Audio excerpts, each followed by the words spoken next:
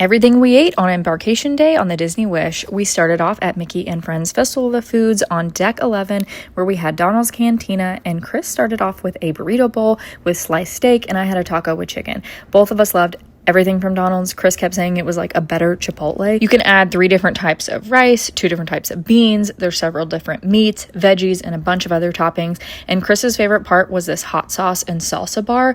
Easily a favorite of both of ours from the trip. I also got a plate from Mickey's Smokehouse Barbecue. I started off eating everything separately, and it was all fine, and the sauces were good. It had several different barbecue sauces, so I tried a few of those.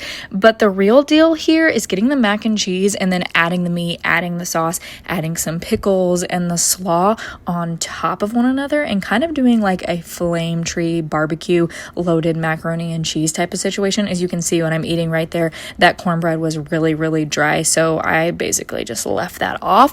But this whole deal right here, this was it. This was the play. This was delicious. I definitely ate that entire bowl. And it wouldn't be a Disney cruise if we didn't start off with ice cream. My favorite is the chocolate vanilla swirl. Always, it's just always going to be a hit. For dinner that night, our rotational dining was at 1923. This restaurant celebrates the Walt Disney Company's founding. There are 2 different rooms that you can be seated in. They're both identical. One is Roy Disney and one is for Walt Disney.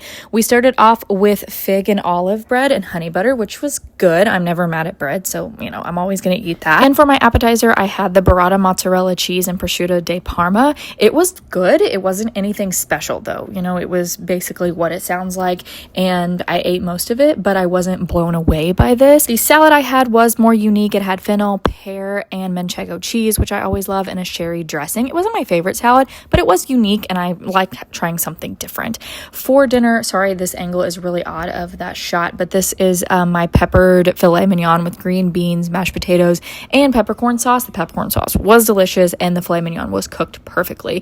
For dessert, my favorite part, we had churros with dulce de leche, always a hit, and they came out fresh and hot.